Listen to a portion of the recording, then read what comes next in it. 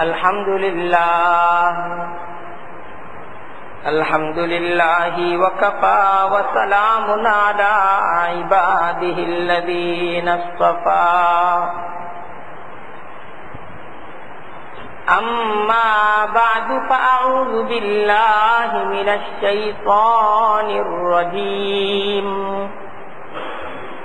Bismillahirrahmanirrahim. ولا يحسبن الذين كفروا أنما نملي لهم خير لأنفسهم ولا يحسبن الذين يبخلون بما آتاهم الله من فضله هو خيرا لهم بل هو شر لهم سيطوقون ما بخلوا به يوم القيامة ولله ميراث السماوات والأرض والله بما تعملون خبير. وقال عليه الصلاة والسلام بني الإسلام على خمس شهادة أن لا إله إلا الله وأن محمدا رسول الله وإقام الصلاة وإيتاء الزكاة والحج وصوم رمضان. سبحانك لا علم لنا إلا ما علمتنا إنك أنت العليم الحكيم. رب اشرح لي صدري ويسر لي أمري واحلل عقدة من لساني يفقهوا قولي. আল্লাহ তাআলার দরবারে লাখো কোটি শুকরিয়া।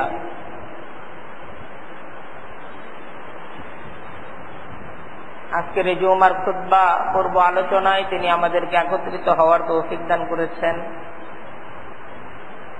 শত কোটি দরুদ এবং সালাম প্যারা নবী হযরত মুহাম্মদ মুস্তাফা সাল্লাল্লাহু আলাইহি ওয়াসাল্লামের উপর। আল্লাহ তাআলা যার উম্মত করে আমাদেরকে সৌভাগ্যবান করেছেন। আজকে আমরা ইসলামের ফরজ এক বিধান, যাকাত আদায়ের কিছু নিয়ম কানুন এবং এই ব্যাপারে কিছু বিধি বিধান নিয়ে আলোচনা করব। যাকাত ইসলামের গুরুত্বপূর্ণ একটা ভিত্তি।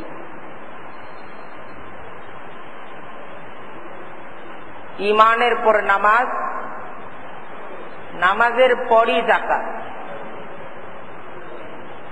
আমরা অনেক সময় বলার সময় বলি নামাজ, রোজা, হজ, যাকাত।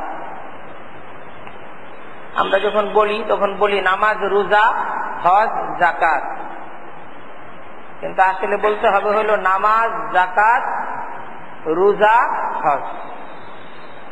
প্রথমে বলতে হবে নামাজ, তারপর কি যাকাত। এটা বলার অভ্যাস করতে হবে। কারণ হাদিসের মাঝে আসছে কি, হাদিস এবং কোরআনের মাঝে নামাজের পরেই কার কথা আসছে? যাকাতের কথা আসছে। যাকাত হলো তৃতীয়, আমরা এটারে 5 নম্বরে পাঠিয়ে দিই। এটা কয় নাম্বার? 3 নাম্বার। এটা কয় নাম্বার? 3 নাম্বার। নামাজ, যাকাত, সালাত, যাকাত, সালাত, যাকাত। এটা বলার অভ্যাস করি। ইসলামের বিধান হলো সালাত, যাকাত, তারপর হলো সিয়াম, তারপর হলো হজ।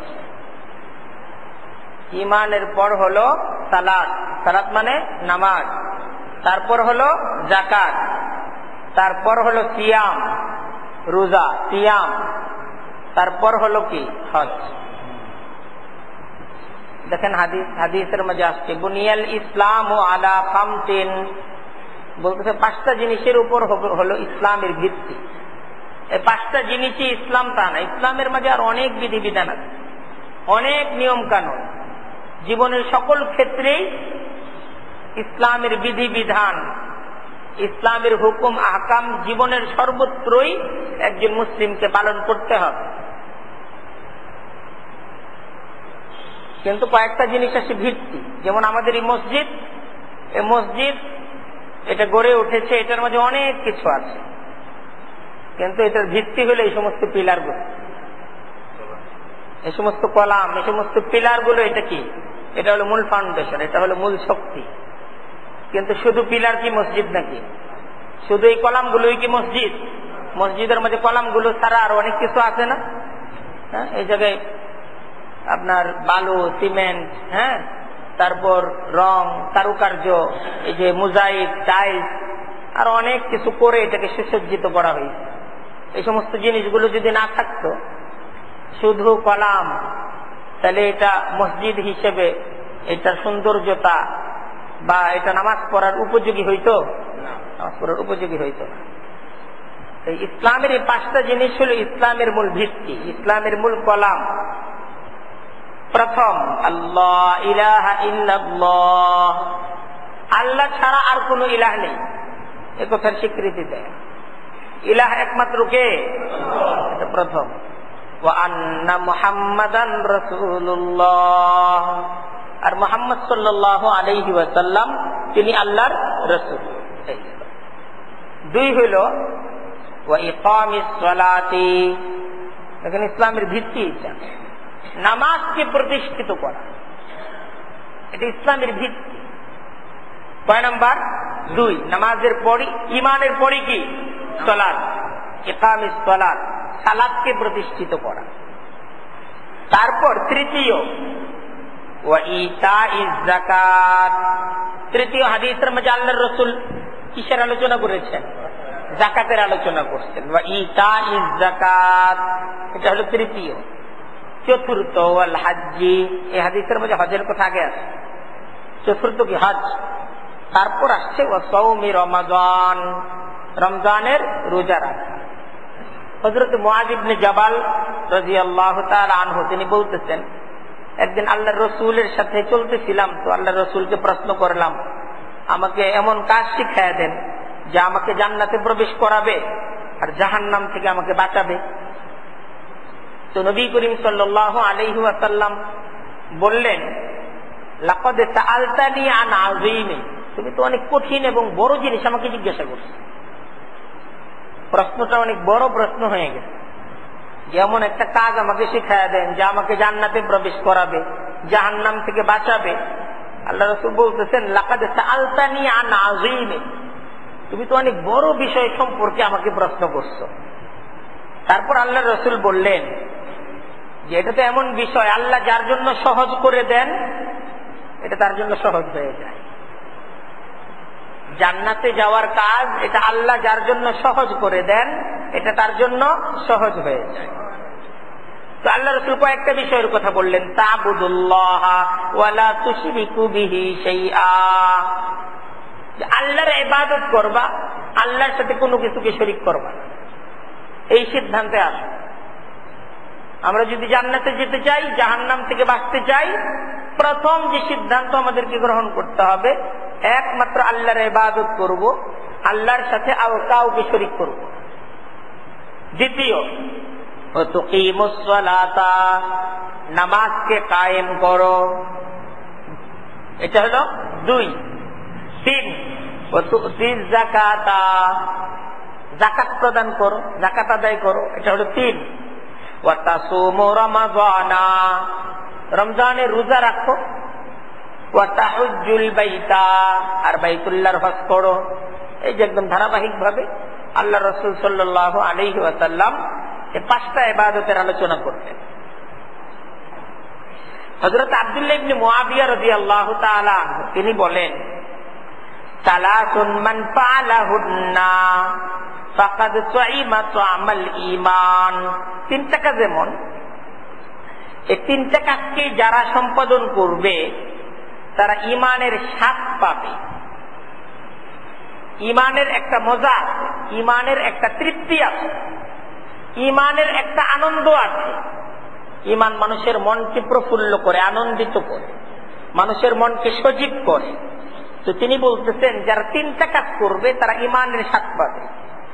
এক নাম্বার, মান আবাদাল্লাহ ওয়াহদাহ, যে শুধু আল্লাহর ইবাদত করবে, অন্য কারো ইবাদত, অন্য কারো দাসত্ব করবে না। আমি আল্লাহর দাস, আমি আর অন্য কারো দাস না,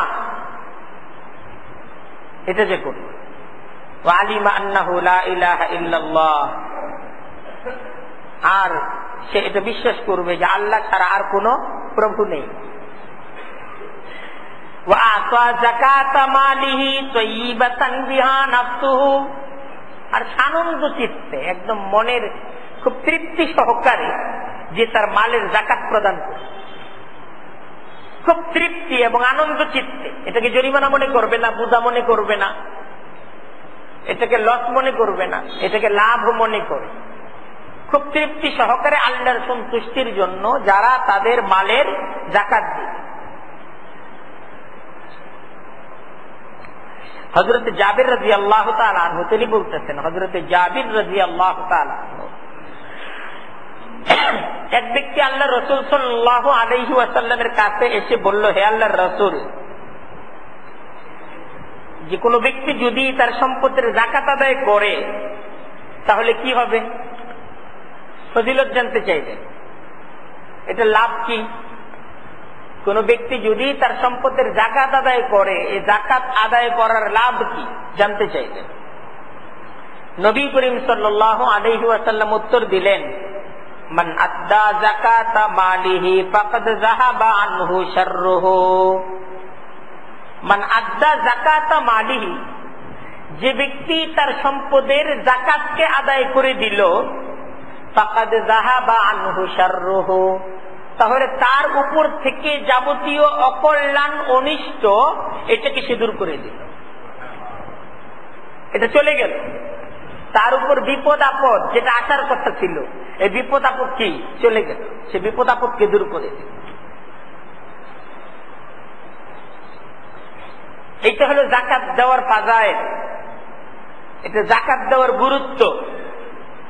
আর যাকাত না দেয়া, যাকাত দেওয়ার অর্থ হলো সে তার উপর থেকে বিপদটাকে দূর করে দিল। যাকাত দিয়ে দিল অর্থাৎ বিপদটাকে সে দূর করে দিল। আর যাকাত দিল না তো সে বিপদকে ডেকে আনবে। কুরআনে কারীমের মাঝে মহান রব্বুল আলামিন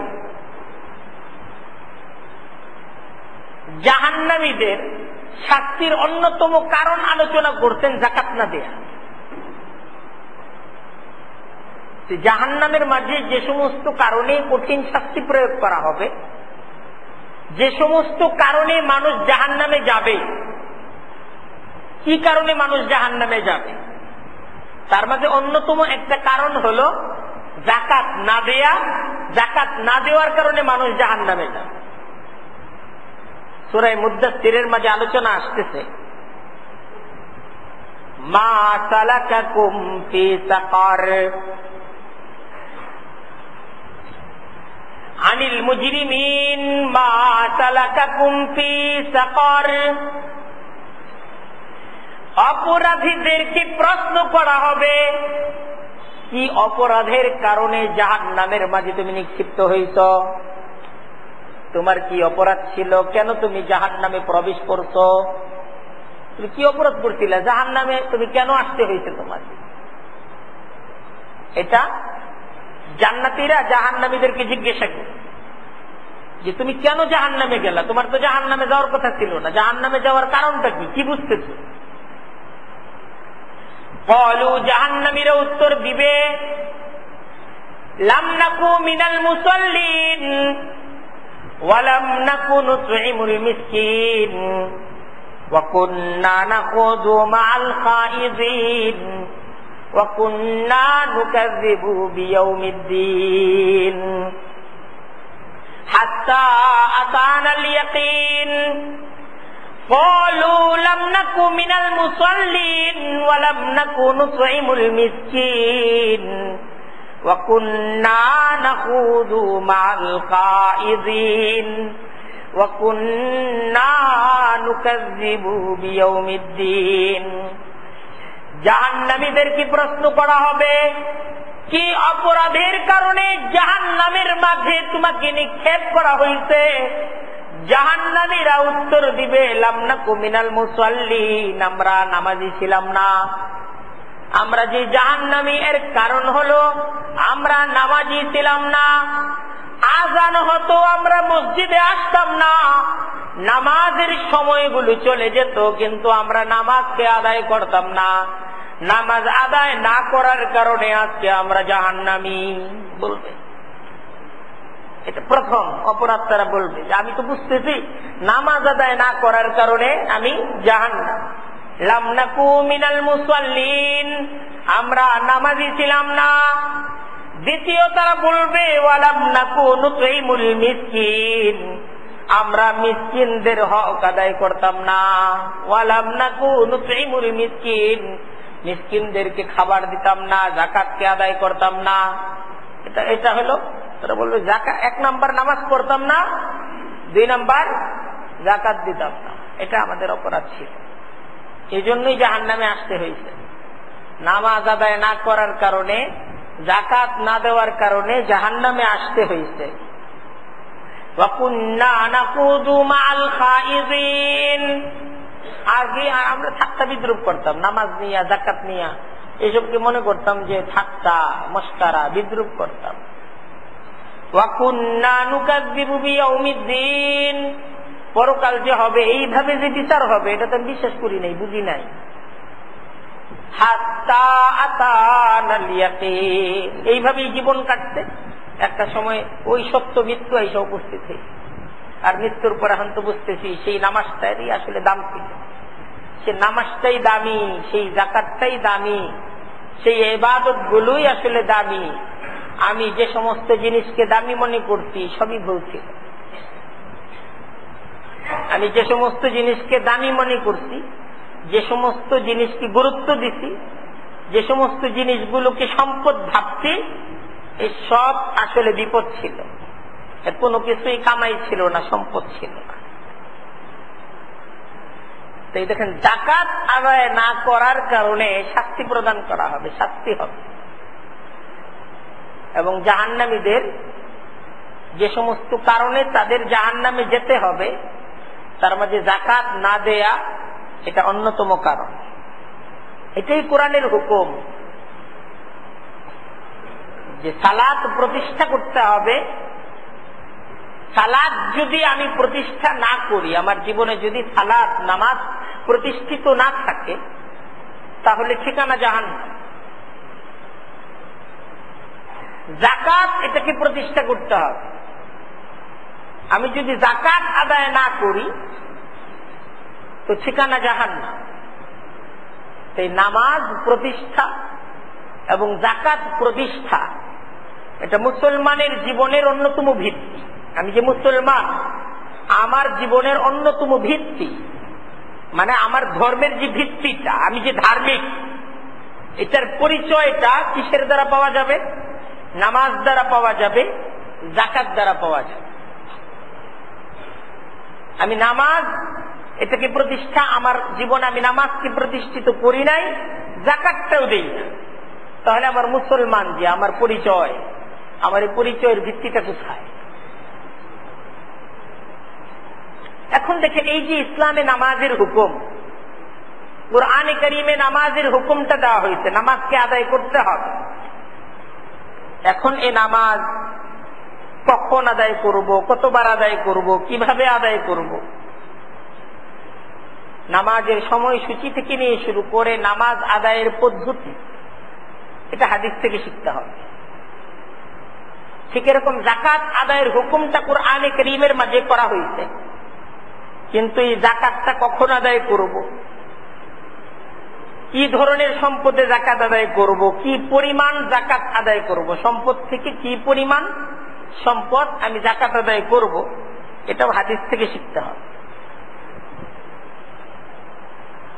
দেখেন, হাদিসের মাঝে নবী করিম সাল্লাল্লাহু আলাইহি ওয়াসাল্লাম যাকাতের বিধি বিধানগুলোকে সুস্পষ্টভাবে আলোচনা করছেন। হাদিসের বর্ণনা হিসেবে স্বর্ণ, এই স্বর্ণের উপর যাকাত আসে। হাদিসের ভাষ্য অনুযায়ী আপনার কাছে যদি স্বর্ণ থাকে, আপনি যদি স্বর্ণের মালিক হন, তাহলে এই স্বর্ণের মালিক আপনার উপর কি আসবে? যাকাত আসবে। কতটুকু স্বর্ণের মালিক হলে যাকাত আসবে? 20 মেসকাল। হাদিসের মাঝে আসছে কত মেসকাল? 20 মেসকাল। সেই জমানায় মেসকালের হিসাব ছিল। 20 মেসকাল সমপরিমাণ আমাদের দেশের পুরাতন হিসাবে 7.5 ভরি তুলা, 7.5 ভরি বা 7.5 তুলা স্বর্ণ। আপনি যদি 7.5 তুলা স্বর্ণের মালিক হন, 7.5 তুলার কম স্বর্ণের আপনি যদি মালিক হন, 3 তুলা বা 3 ভরি, 4 ভরি, 5 ভরি, এই পরিমাণ সম্পদের উপর কি আসবে না? যাকাত আসবে না। যদি 7.5 ভরি স্বর্ণের আপনি কি হন? মালিক হন, তাহলে আপনি নেশাব পরিমাণ সম্পদের মালিক, আপনার উপর যাকাত আসবে। আর নতুন হিসাবে 85 গ্রাম স্বর্ণ, গ্রামের হিসাবে আমরা যদি হিসাবটাকে বের করতে চাই, তাহলে কত গ্রাম? 85 গ্রাম। এটা মুখস্থ করে নিই। এখন তো গ্রামের হিসাবটা চলে না, গ্রামের হিসাবটা এখন বেশি চলে। তো ভরি হিসাবে হইল 7.5 ভরি, আর গ্রামের হিসাবে হলো 85 গ্রাম। 85 গ্রাম স্বর্ণ, এই পরিমাণ স্বর্ণের আপনি যদি মালিক হন, তাহলে আপনার উপর কি আসবে? যাকাত আসবে। তারপর রূপা, আপনি যদি রূপার মালিক হন, এটা রূপার মালিক আপনি যদি হন, যাকাত আসবে। স্বর্ণের মালিক হলে ঠিক যেমন যাকাত আসবে আপনার উপর, রূপার আপনি যদি মালিক হন, তাহলেও আপনার উপর কি আসবে? যাকাত আসবে। কি পরিমাণ রূপার মালিক হলে আপনার উপর যাকাত আসবে? 200 দিরহাম। হাদিসের মাঝে আসছে 200 দিরহাম 5 ওয়াকিয়া। হাদিসের শব্দটাও বলতেছি, 5 ওয়াকিয়া 200 দিরহাম। আমাদের দেশের পুরাতন হিসেবে 52.5 তুলা রূপা। কত তুলা? 52.5 তুলা রূপা। আপনি যদি 52.5 তুলা এর চাইতে কম পরিমাণ রূপার মালিক হন, 40 তুলা রূপার মালিক হলেন, হ্যাঁ, বা 50 তুলা 50 ভরি রূপার মালিক হলেন, তাহলে যাকাত আসবে না। 52.5 তুলা যদি হয়ে যায়, তাহলে আপনাকে এখন এই পূর্ণ সম্পদের কি করতে হবে? যদি কোনো মুসলিম পুরুষ বা মুসলিম নারী তার কাছে 85 গ্রাম বা তার চেয়ে বেশি সোনা থাকে, স্বর্ণ থাকে, অথবা স্বর্ণের অলংকার থাকে, অলংকারের উপরে যাকাত আসবে। বিস্তারিত আলোচনা করতেছি। স্বর্ণ আছে অথবা স্বর্ণের কি আছে? অলংকার আছে, তাহলে যাকাত আদায় করতে হবে চন্দ্র বছর হিসেবে, সৌর বছর হিসেবে না।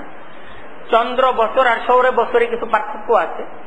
সৌর বছরটা চন্দ্র বছরের চাইতে 10, 11, 12 দিন বেশি হয় বিভিন্ন সময়। 10 দিন, 11 দিন বা 12 দিন কম বেশি হয়। তাই আসলে সৌর বছর হিসেবে যাকাত আদায় করলে ওই 11, 12 দিনের যে যাকাতটা, এটা আলাদাভাবে আদায় করে দিতে হবে। তাই মূলত চন্দ্র বছর এটার হিসাবটা রাখাই ভালো, এটাই নিয়ম। 1 চন্দ্র বছর এটা অতিবাহিত হওয়ার পর মোট সম্পদের 2.5 ভাগ, মোট সম্পদের শতকরা কত ভাগ? 2.5 ভাগ হিসেবে এটা যাকাত দিতে হবে। এই সম্পদটাকে পৃথক করে ফেলা যায়। যদি 100 গ্রাম স্বর্ণের কেউ মালিক হয়, তাহলে 2.5 গ্রাম সোনা বা তার মূল্য, এটা যাকাত দিতে হবে। কেউ যদি 100 গ্রাম স্বর্ণের মালিক হয়, তাহলে 2.5 গ্রাম স্বর্ণ অথবা তার মূল্য, এটা যাকাত হিসেবে আদায় করতে হবে। তবে এক্ষেত্রে একটা বিষয় হলো যে 24 ক্যারেটের সোনার হিসাব ধরা হবে, স্বর্ণের হিসাব ধরা হবে কত ক্যারেট? 24 ক্যারেট।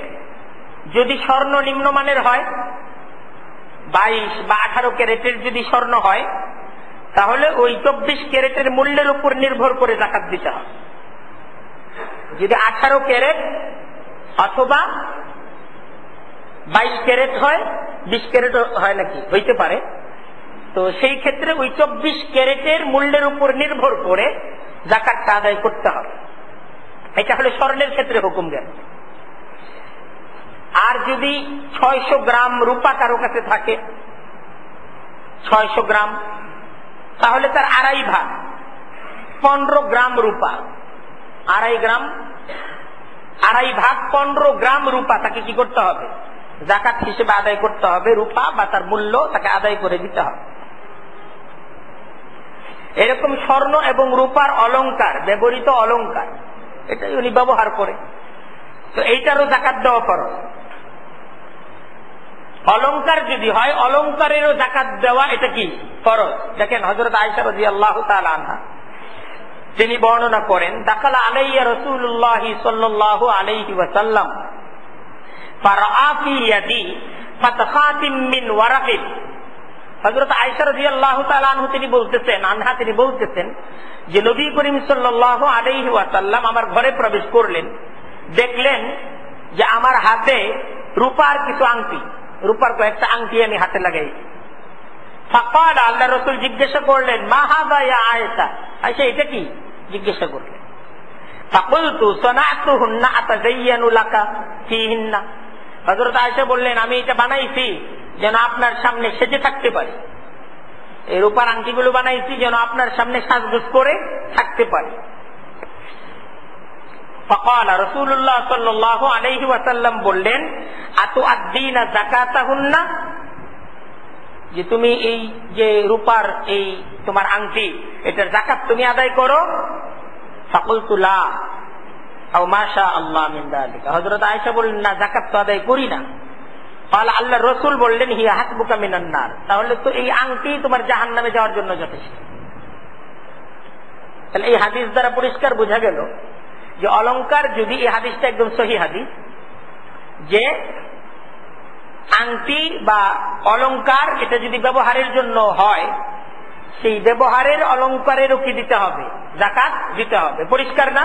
আচ্ছা, আরেকটা হাদিস দেখেন, হযরত আব্দুল্লাহ ইবনে ওমর রাদিয়াল্লাহু তাআলা আনহু তিনি বলেন, এটাও সহিহ হাদিস, ইন্না ইমরাআতান আতাত রাসূলুল্লাহ সাল্লাল্লাহু আলাইহি ওয়াসাল্লাম ওয়া মাআহা ইবনাতান লাহা, যে এক মহিলা আল্লাহর রাসূল সাল্লাল্লাহু আলাইহি ওয়াসাল্লামের কাছে আসছেন, তার সাথে তার বাচ্চা নিয়ে আসছে, কোলের বাচ্চা।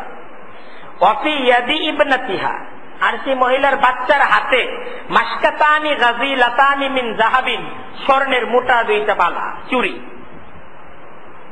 ফাকাল লাহা, আল্লাহর রাসূল সেই মহিলাকে জিজ্ঞাসা করলেন, আতুআতিনা যাকাতা হাযা, তুমি কি তোমার এই বালা, এটার যাকাত তুমি আদায় করো? ক্বালাত, সে মহিলা উত্তর দিল, লা, না, আমি তো যাকাত আদায় করি না। ক্বাল, আল্লাহর রাসূল বললেন, আয়াসুররুকি আন ইউসাব্বিরাকিল্লাহু বিহিমা ইয়াউমাল কিয়ামাতি সাওয়ারাইনি মিন নার, তুমি কি এটা চাও যে আল্লাহ তাআলা কিয়ামতের দিন স্বর্ণের এই দুইটা বালার পরিবর্তে তোমাকে আগুনের দুইটা বালা তিনি তোমাকে দান করুক? আল্লাহ কিয়ামতের দিনের পরিবর্তে আগুনের দুইটা বালা তোমাকে পরিয়ে দেখ, তুমি কি এটা চাও? এখানেও এই হাদিসটা পরিষ্কার যে অলংকার এটা যদি ব্যবহারের জন্য হয়, স্বর্ণ রূপার যদি অলংকার হয় এবং সেই অলংকার যদি পরিধানও করা হয়, তাহলে সেই ব্যবহৃত অলংকার এটারও যাকাত দিতে হবে। না, নেশাব পরিমাণ তো হইতেই হবে, এটা তো সহজ কথা। অলংকার নেশাব পরিমাণ তো হতেই হবে, যাকাত দিতে হবে। এখন কথা হলো যে স্বর্ণ রূপা ছাড়া যদি নগদ টাকা থাকে, স্বর্ণ তো গেল যে 7.5 ভরি 85 গ্রাম স্বর্ণ, আর রূপার বিষয়টা গেল 52.5 তোলা এবং 600 গ্রাম রূপা। তৃতীয় বিষয় আসতেছে নগদ যে টাকা, এ টাকাটাও কিন্তু স্বর্ণ এবং রূপার হুকুমে। নগদ টাকা থাকার অর্থ আপনার কাছে 50,000 টাকা আছে, মানে 50,000 আপনি স্বর্ণ মুদ্রার মালিক। 50,000 টাকা মানে কি? 50,000 টাকার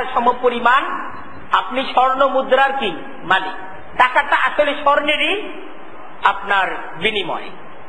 এটা স্বর্ণের, এটার বিপরীতে স্বর্ণ আছে, টাকাটা তার চেক হিসেবে ব্যবহৃত হচ্ছে। টাকাটা যে আমরা ব্যবহার করছি এটা হলো চেক হিসেবে ব্যবহার করছি, এটার বিপরীতে কি আছে? স্বর্ণ আছে। টাকার মাঝে লেখা আছে চাহিবা মাত্র ইহার বাহককে 50,000 টাকা, মানে 50 টাকা দিতে বাধ্য থাকিবে। মানে এটা 50 টাকার একটা চেক, এটার বিনিময়ে আমাকে 50 টাকা বা 50 টাকার সমপরিমাণ দ্রব্য দিতে বাধ্য থাকবে। এটা হলো বিষয়। তাই টাকাটা আসলে এটা স্বর্ণ, এর বিপরীতে এটা স্বর্ণেরই চেক হিসেবে কি হয়? ব্যবহৃত হয়।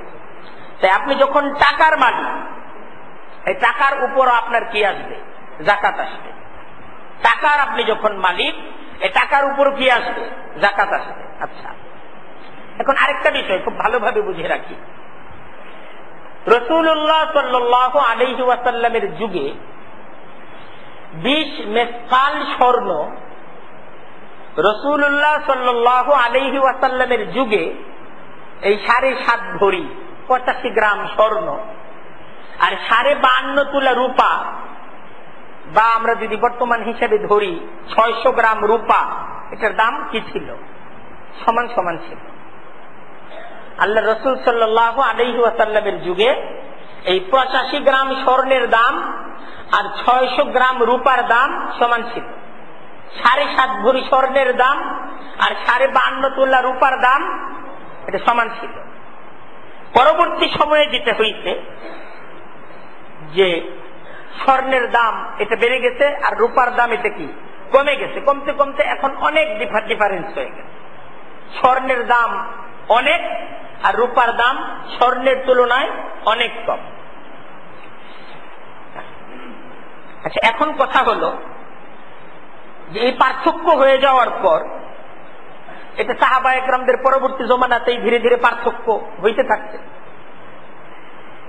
প্রত্যেক যুগের ইসলামী ফিকহবিদ এবং মুহাদ্দিসিনে কেরাম, মুসলমানদের যারা স্কলার, এদের একদম সর্বসম্মত এজমা এবং এটার উপর কোনো দ্বিমত নাই কারো, যে মূল্য যখন কমে যাবে স্বর্ণ এবং রূপা, তখন যার মূল্য কম, যে দ্রব্যের মূল্য কম, ওইটার উপর ভিত্তি করে যাকাত আদায় করতে হবে।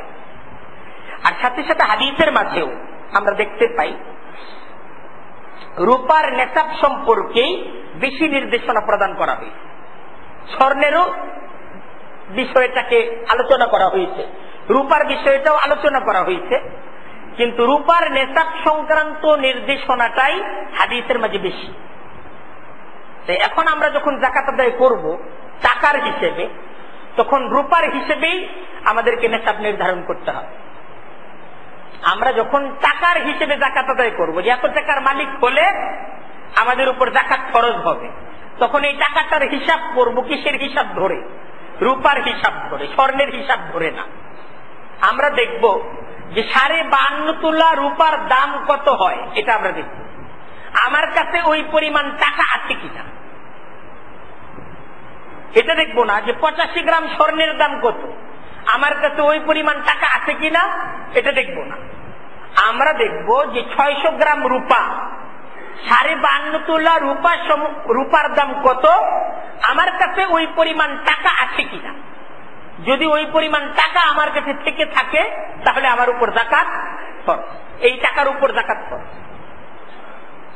এখন ধরেন যে 1 ভরি রূপার দাম যদি 800 টাকা হয়, এখন বাজার মূল্য কত এটা বাজার থেকে জেনে নিতে হবে। যে রূপা যদি 800 টাকা ভরি হয়, তাহলে সহজ হিসাব 52.5 তোলা রূপার দাম আপনার 42,000 টাকা বা 41,500 টাকা, এই পরিমাণ দাম হবে। তাহলে দেখা যাচ্ছে যে আমাদের কাছে যখন এই পরিমাণ টাকা 42,000 টাকা, টাকা কি পরিমাণ টাকা? 42,000 টাকার মালিক আমি। এর অর্থ হলো 52.5 তোলা রূপার সমপরিমাণ টাকার আমি কি মালিক। সুতরাং আমি নেশাব পরিমাণ সম্পদের মালিক। এখন কোন ব্যক্তি তার প্রয়োজনের অতিরিক্ত যদি এই পরিমাণ টাকা তার কোথাও জমা থাকে, তাহলে সে যাকাত নিতে পারবে না, সহজ কথা। তাহলে তাকে যাকাত দিতে হবে। কারো কাছে যদি 52.5 তোলা রূপা বা এই পরিমাণ টাকা এটা প্রয়োজনের অতিরিক্ত জমা থাকে, একজনের কাছে 42,000 টাকা জমা আছে, ওর বাড়িঘর কিছু নাই, কিন্তু 42,000 টাকা এটা কি আছে, জমা। সে খাওয়া দাওয়া তার প্রয়োজন পূরণের পর এই পরিমাণ টাকা সে জমায় রাখছে বছর খানিক, এই টাকাটা তার কি আছে, জমা। তাহলে তো তাকে নিজেকে যাকাত আদায় করতে হবে এই টাকা।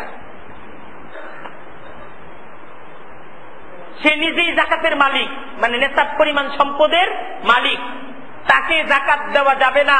তাকে যদি যাকাত দেন আপনার যাকাত আদায় হবে না। হবে? কারণ ওরই তো যাকাত করো, আপনি যাকে যাকাত দিচ্ছেন ওর উপর তো যাকাত করো। এমন ব্যক্তিকে যাকাত দিলে যাকাত আদায় হবে না, বরং এমন ব্যক্তিকে যাকাত দিতে হবে, তাকে যাকাত দিতে হবে।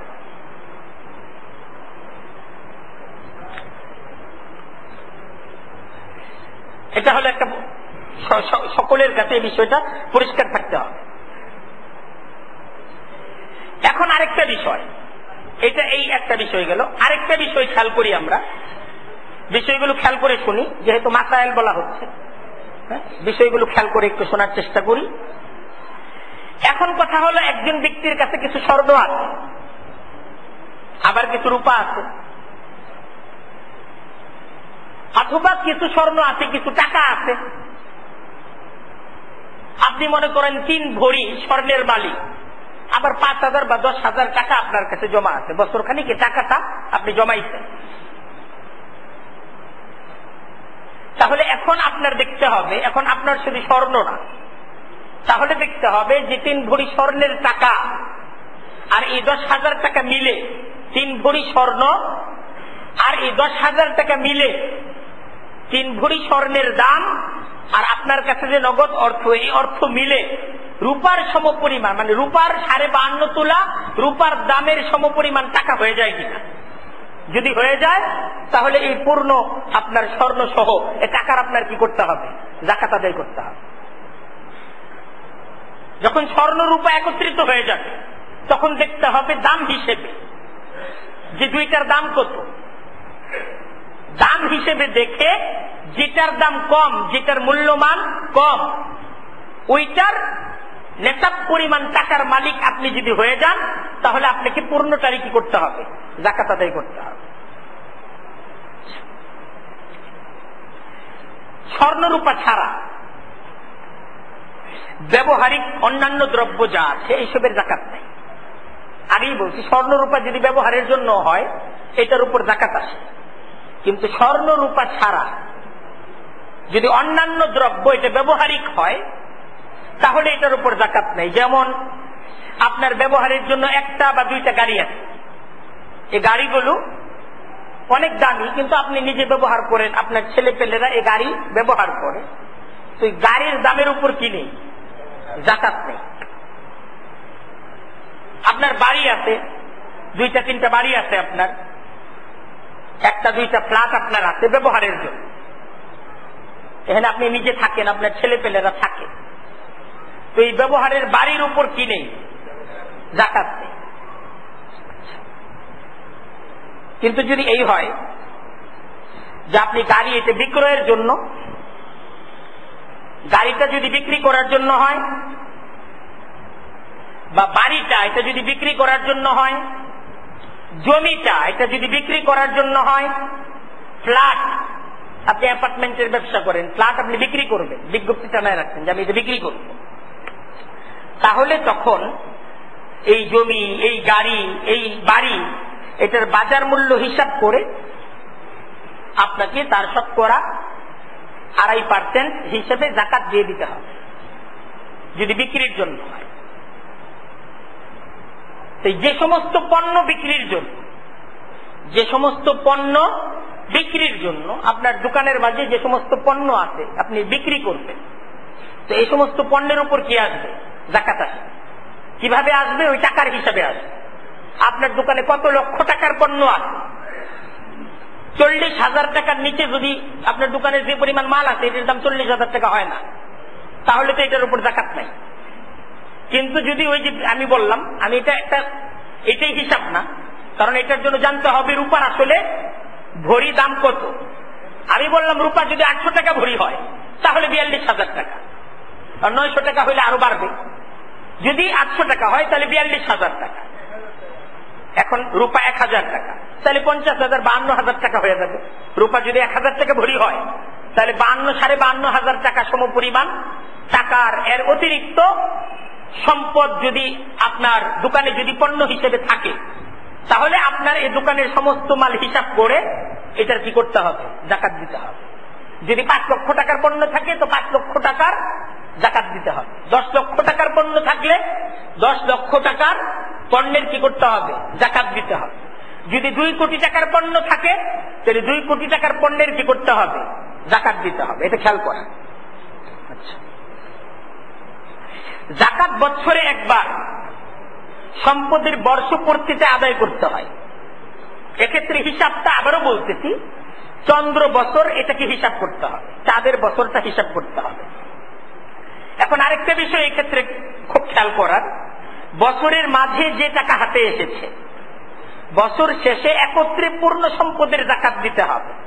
যেমন বছরের শুরুতে ধরলাম মহরম মাস, মহরম মাসে আপনি 50 বা 60,000 টাকার মালিক, সফর মাসে আরো 20,000 টাকার মালিক হয়েছেন, তারপর রবিউল আউয়াল মাসে আরো 20,000 টাকার মালিক হয়েছেন। বছরের শেষে পরবর্তী মহরম মাসের 1 তারিখ আপনি 1 লক্ষ টাকার মালিক, আগে ছিল 60,000 টাকা। বছরের শেষে আপনার কাছে বছর শুরু করছেন 60,000 টাকা দিয়ে, আবার বছর শেষ করছেন, বিভিন্ন সময় আপনার কাছে টাকা আসছে, আপনি আরো কিছু টাকা জমাইছেন, বছরের শেষে যে আপনি 1 লক্ষ টাকার মালিক।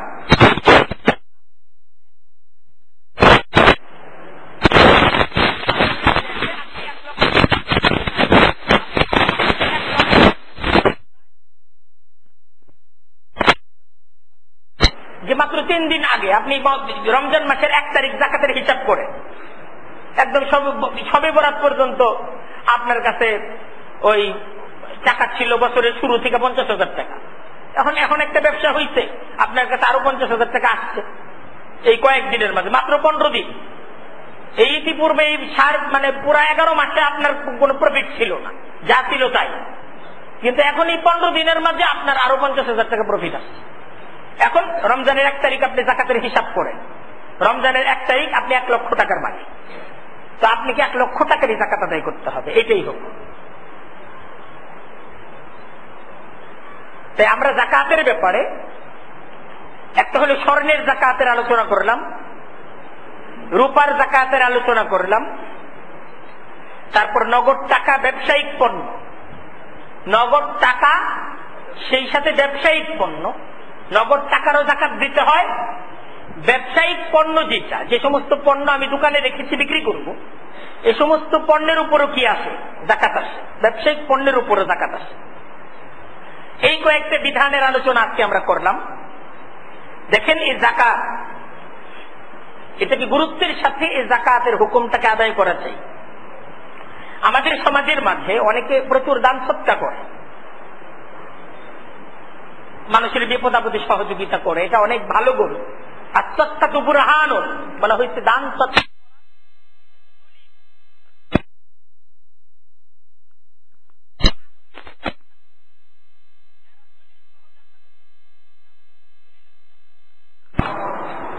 দান সৎকা করা, এটা তো অনেক বড় ইবাদত। কিন্তু দেখা যায় মানে দান সৎকাটি করেন, বিভিন্ন সময় মানুষের সহযোগিতা করেন, কিন্তু জাকাতের কথা বলতে বলে আমি সবসময় দান সৎকা করেই যান, জাকাতের হিসাবটা করে এবং যথাযথ ভাবে জাকাতের মালকে হিসাব করে জাকাতকে আদায় করে, এটা ভুল। দান সৎকা করা এটা ভিন্ন একটা ইবাদত, আর জাকাত আদায় করা এটা ভিন্ন একটা ইবাদত। জাকাতটা এটা বড় ইবাদত, আর দান সৎকা করা এটা তো নফল ইবাদত। জাকাত এটা কি ফরজ ইবাদত, আর দান সৎকা এটা নফল ইবাদত। এই দুইটাকে একসাথে নামিয়ে দেয়। ফরজ আমার 5 ওয়াক্ত নামাজ তো ফরজ নামাজ, এখন আপনি নফল নামাজ অনেক পড়ে, আপনি বরকতের রাত্রিতে, সবে বরকতের রাত্রিতে আপনি অনেক নামাজ পড়েন, নফল নামাজ।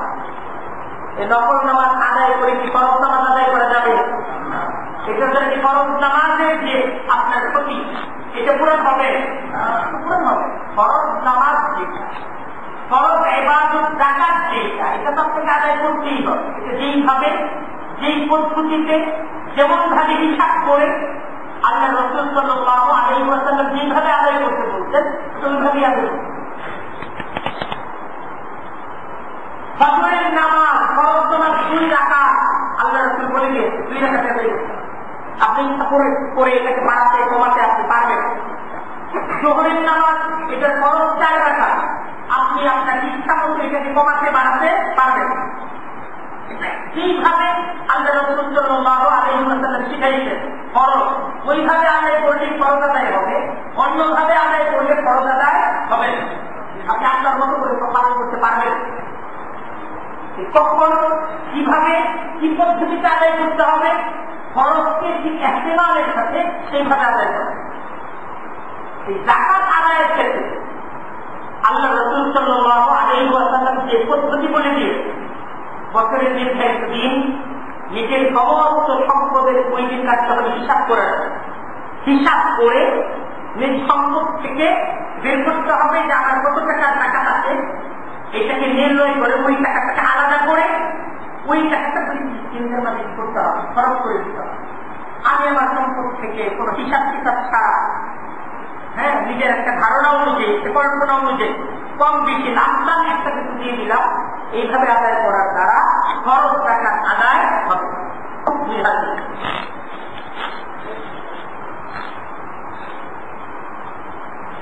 দেখেন অনেকেই বলেন যে ট্যাক্স দেই, চাঁদা দেই ইত্যাদি অজুহাতে ওনারা বলতে চান যে আমরা তো দিচ্ছি।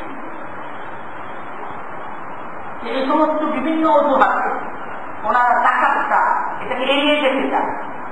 এটা চরম, এটা অন্যায়। রাষ্ট্রীয় যে সমস্ত ট্যাক্স, আমি তা যাচ্ছি না যে রাষ্ট্রীয় ট্যাক্স আদায় করা মুসলমানদের কাছ থেকে এটা কতটুকু ঠিক বা এটা উচিত না অনুচিত সেই আলোচনায় যাচ্ছে। কিন্তু এ সমস্ত বিভিন্ন ধরনের আপনার চাঁদাগুলো আদায় করার মাধ্যমে ফরজ যাকাতের যে কর্তব্য, ফরজ যাকাতের যে জিম্মাদারি আপনার উপর আসে, এটা কোনোভাবেই আদায় করে। ফরজ যাকাত আপনাকে এটা ভিন্নভাবে, এটাকে ইবাদত হিসেবে আদায় করতে হবে, এটাকে ভিন্নভাবেই আদায় করতে হবে।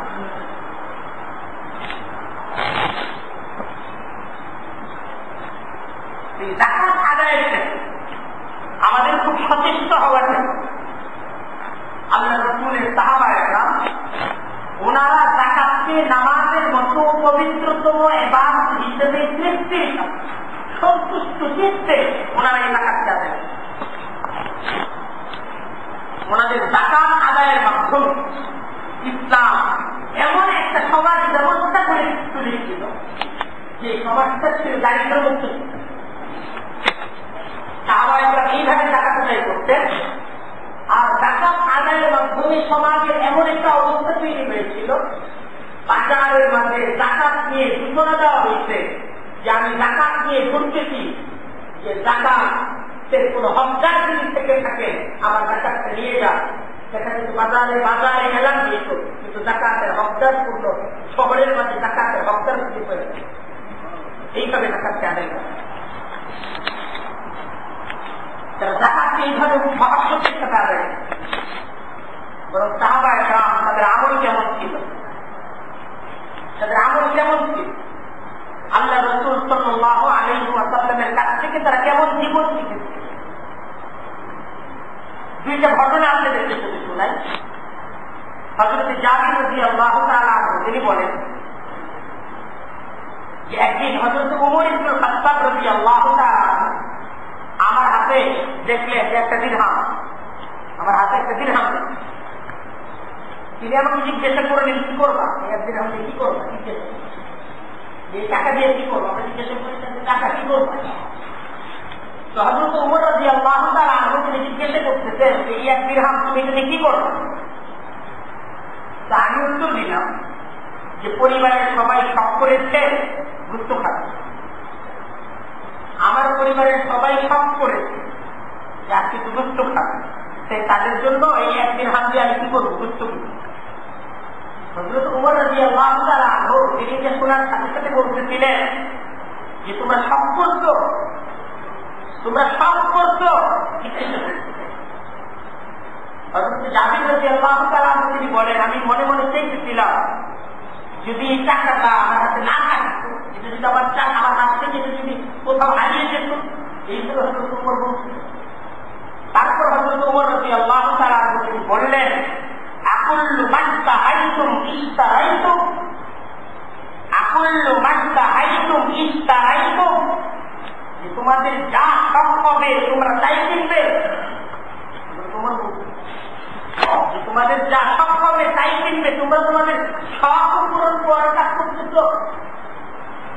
আমার ঈদ আহাদুকুম আন ইয়াকদিয়া বাতানাহু আন জারিহি আও ইবনু আম্মিহি, তিনি বলতেছেন তোমাদের কেহ কি এটা চায় না যে তার আত্মীয় স্বজন এবং তার প্রতিবেশীর জন্য সে ক্ষুধার্ত থাকবে? তোমরা এটা চাও না যে তোমাদের আত্মীয় স্বজন, তোমাদের প্রতিবেশী, তাদের জন্য তোমরা ক্ষুধার্ত থাকবে? তোমরা তোমাদের সব পূরণ না করে তোমরা তোমাদের আত্মীয় স্বজন তাদেরকে সহযোগিতা করবে, তোমাদের প্রতিবেশীদেরকে সহযোগিতা করবে, আর তাদেরকে সহযোগিতা করে তোমরা একটু ক্ষুধার্ত থাকবে, এটা তোমরা চাও না? হযরত ওমর বলছে, আরো বলছে, আইনা তাযহাবু আনকুম হাযিহিল আয়াত, হযরত ওমর বলতেছেন যে কোরআনে কারীমের এই আয়াত তোমরা কি দেখো না? হযরত ওমর হযরত জাবিরকে বলতেছেন যে কোরআনে কারীমের এই আয়াত তোমরা কি দেখো না যে জাহান্নামের মাঝে জাহান্নামীদেরকে বলা হবে আযহাবতুম তাইয়িবাতিকুম ফি হায়াতিকুমুদ দুনিয়া ওয়াস্তামতা'তুম বিহা, জাহান্নামীদেরকে বলা হবে জাহান্নামের মাঝে যে তোমরা তো তোমাদের সমস্ত শখকে দুনিয়ার মাঝে পূরণ করে আযহাবতুম তাইয়িবাতিকুম ফি হায়াতিকুমুদ দুনিয়া, যে তোমরা তো তোমাদের দুনিয়ার জীবনে তোমাদের সমস্ত শখ, মনের যত শখ ছিল, যত আনন্দ ছিল, তোমরা তো তোমাদের সমস্ত আনন্দ দুনিয়ার মাঝে পূরণ করে দেবে।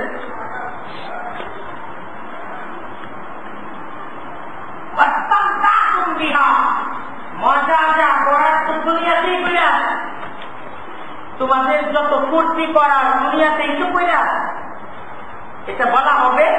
আর জাহান্নামীদেরকে শাস্তি দেওয়া হবে, লোক তুমি শাস্তি গ্রহণ করো, ইন্নাকা আনতাল আজিজুল কারীম, কিন্তু বড় সম্মানী, বড় মর্যাদার অধিকারী। এই একটা ঘটনা, সাহাবায়ে কেরাম ওনারা তাদের জীবন কিভাবে করতেছে। হযরত আব্দুল্লাহ ইবনে ওমর, হযরত ওমর রাদিয়াল্লাহু তাআলা ছেলে, নাম কি? হযরত আব্দুল্লাহ ইবনে ওমর। উনি বলতেছেন যে একদিন আমি ঘরের মাঝে সন্তান এদেরকে নিয়ে খাওয়া দাওয়া করছি, এর মাঝখানে আব্বা এসে উপস্থিত হয়েছে। আব্বা তো কেউ আমিরুল মুমিনিন হযরত ওমর রাদিয়াল্লাহু তাআলা। ওমর যখন ঢুকছেন আমি জায়গা করে দিলাম, আব্বাও খাওয়ার পাশে বিসমিল্লাহ বলে আব্বাও খানা গ্রহণ করছে। প্রথম লুকমা মুখে দেওয়ার পর দ্বিতীয় লুকমা যখন মুখে দিচ্ছেন হযরত ওমর বলতেছেন, জানি তো খাবারের মাঝে ক্ষীর ঘ্রাণ পাচ্ছি, খাবারের মাঝে কিসের ঘ্রাণ পাচ্ছি? ঘি দেওয়া। তখন হযরত আব্দুল্লাহ ইবনে ওমর উনি বললেন যে বাজারে গেছিলাম মোটা তাজা ছাগলের গোশত কিনতে, মোটা তাজা ছাগলের গোশত কিনতে, কিন্তু দাম বেশি হওয়াতে মোটা তাজা ছাগলের গোশতের দাম কি বেশি, এই জন্য এক রোগ আর দুর্বল বকরির গোশত কিনতে এক দিরহাম, আর আরেক দিরহাম দিয়ে দিই ছেলেরা একটু মজা করে দিতে, কারণ গোশতের মধ্যে তো মজা নাই, ফিটে দিয়ে পাকাইলে এটা একটু মজা হয়, একটু মজা করার জন্য, মজা সহকারের জন্য সন্তানরা খায়, এই জন্য আরেক দিরহাম দিয়ে দিয়ে কিনতে। হযরত ওমর রাদিয়াল্লাহু তাআলা আনহু তিনি বললেন, মা ইজতামাআ ইনদা রাসূলিল্লাহি সাল্লাল্লাহু আলাইহি ওয়াসাল্লাম কাতু ইল্লা আকালা আহাদাহুমা ওয়া তাসাদ্দাকা বিল আখার। জানো কেমন ছিল জানো? আল্লাহ রসুলের কাছে যদি 2টা দিরহাম হাতে আসত, তো 1 দিরহাম এটা নিজের খাবারের জন্য তিনি গ্রহণ করতেন, আর আরেকটা দিরহাম এটা তিনি প্রত্যাখ্যান করতেন। আল্লাহ রসুল সাল্লাল্লাহু আলাইহি ওয়াসাল্লাম কেমন? নবী করিম সাল্লাল্লাহু আলাইহি ওয়াসাল্লামের আলোচনা হযরত ওমর ওনার ছেলের কাছে যায়। ঘরেই আলোচনা করতে হবে, ঘরকে এইভাবে তৈরি করতে হবে। হযরত আব্দুল্লাহ ইবনে ওমর উনি বলতেছেন যে আব্বা আজকের খাবারটা গ্রহণ করেন, সামনে থেকে যদি আমার কাছে 2 দিরহাম আসে, আমি যা পাবো আমি অর্ধেক আল্লাহর কাছে দান করবো আর অর্ধেক নিজের জন্য। এই দেখেন সাহাবায়েরা ওনাদের জীবন কেমন ছিল।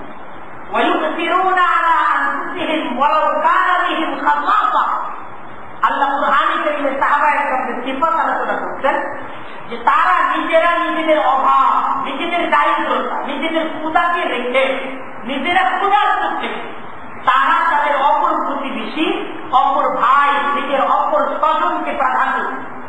আমি ক্ষুধার্ত থাকি, আমার ভাই সে পেট ভরে, আমার ভাই সে একটু পেট ভরে খা, আমি না হয় একটা বেলা ক্ষুধার্ত।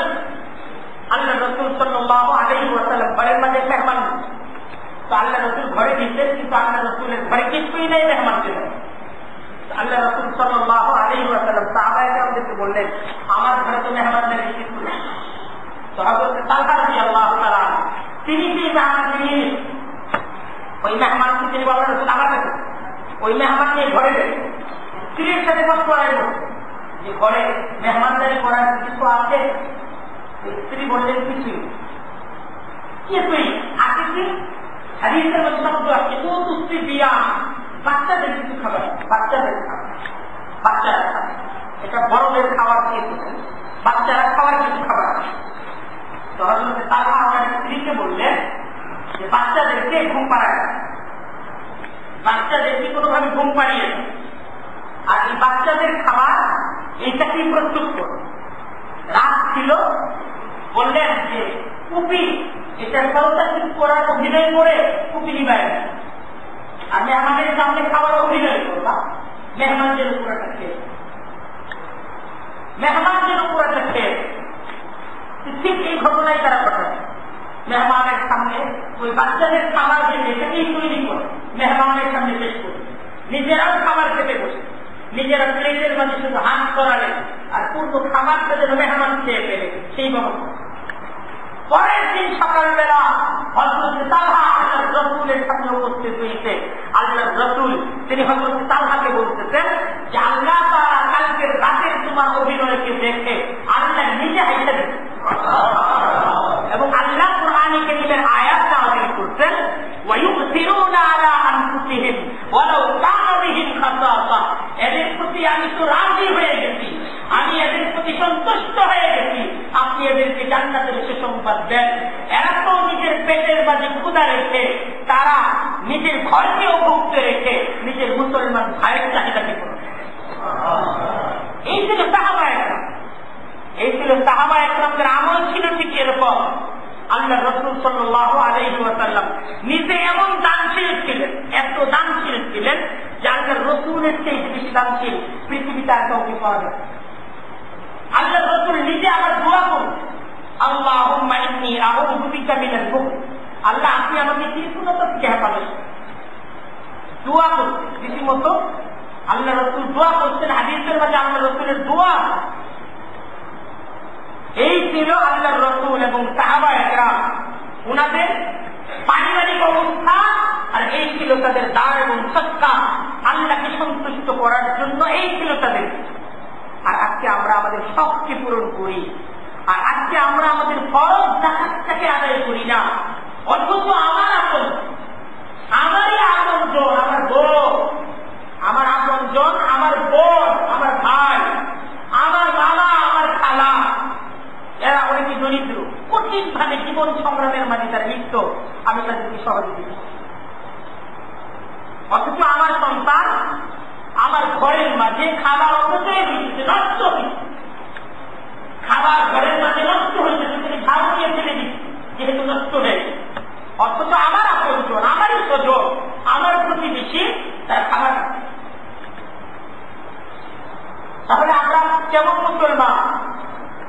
কি শিখতেছি?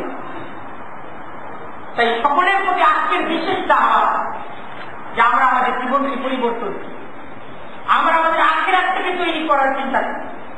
আমার সম্পদ আল্লাহ তাআলার দেয়া, আমার যে রুজি, আমার যে ইনকাম, এটাতে আল্লাহকে খুশি করার জন্য আমরা আমাদের যাকাতটা খুব মহাব্বতের সাথে আদায় করার সিদ্ধান্ত গ্রহণ করি। সিদ্ধান্ত গ্রহণ করতে পারি না? এই বছর থেকে আমরা আমাদের সম্পদের যাকাতটাকে মহাব্বতের সাথে আদায় করব। এটি আমার মুসলমানিত্বের পরিচয়। আমরা আগামী সপ্তাহে যাকাতের আরো একটু বিধি থাকবে। জমিনের ফসল থেকে যাকাত এটা কিভাবে আসে, কি পরিমাণ দিতে হয়, এবং যাকাত কারা যাকাতের হকদার ইত্যাদি বিষয়গুলো নিয়ে আলোচনা করবো ইনশাআল্লাহ। আল্লাহ তাআলা আমাদের সবাইকে মানার আমল করার তৌফিক দান করুন।